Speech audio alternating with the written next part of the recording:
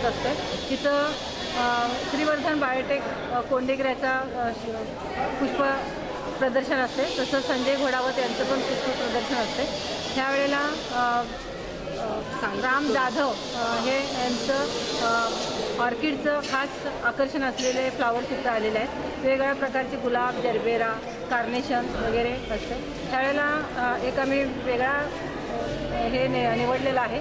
हैदराबादचं मोठं आम्ही झुंबर केलेलं आहे.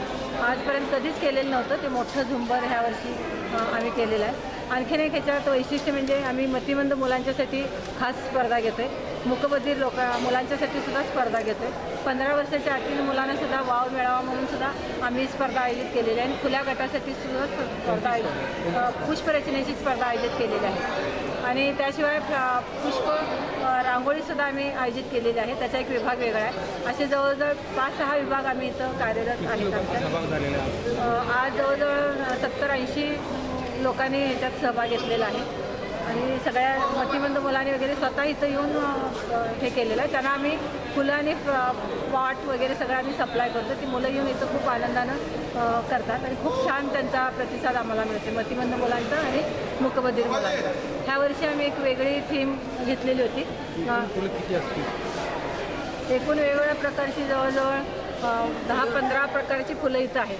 जरबेर आहे, गुलाब, वेगवेगळ्या प्रकारचे कार्नेशन्स, ऑर्किड्स आहेत. आणि ते कोल्हापूरचं राम जाधव यांचं ऑर्किड जे आहे ते इथं पहिल्यांदाच ह्या प्रदर्शनात आलेलं आहे. आणि ते फूल खूप दिवस टिकते म्हणून ते वैशिष्ट्य आहे त्याचं. आणि ह्यावेळेला आम्ही 34व्या ह्या पुष्प प्रदर्शनात आणि गुलाब प्रदर्शनात एक वेगळी थीम घेतलेली आहे की अंधश्रद्धा निर्मूलनाचं आम्ही थीम घेतलेली आहे.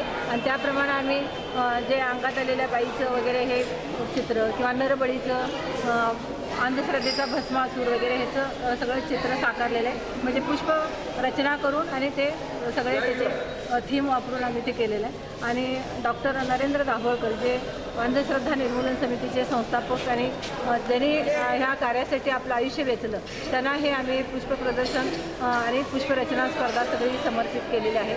म्हणजे अंधाराकडून प्रकाशाकडे जाण्याचा हा आमचा हे आहे. तसेच आम्ही थीम केलेली आहे, तशी सगळी रचना केलेली आहे. त्यामध्ये आमच्या सर्व कार्यकर्मी रोज सोसायटीच्या सर्व कार्यकर्मी सदस्यांनी खूप सहभाग मोठा घेतलेला आहे.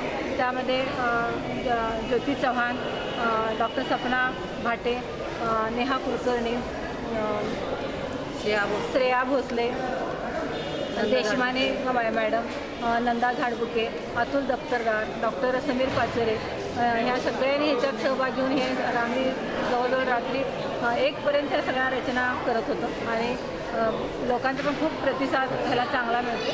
आणि आम्ही चांगली स्पर्धा आयोजन आपल्या सांगली नगरीतल्या लोकांना जास्तीत जास्त चांगली फुलं बघायला मिळावीत आणि पुष्परचना बघायला मिळाव्यात ह्याच्यासाठी आम्ही हे प्रदर्शन आयोजित केले.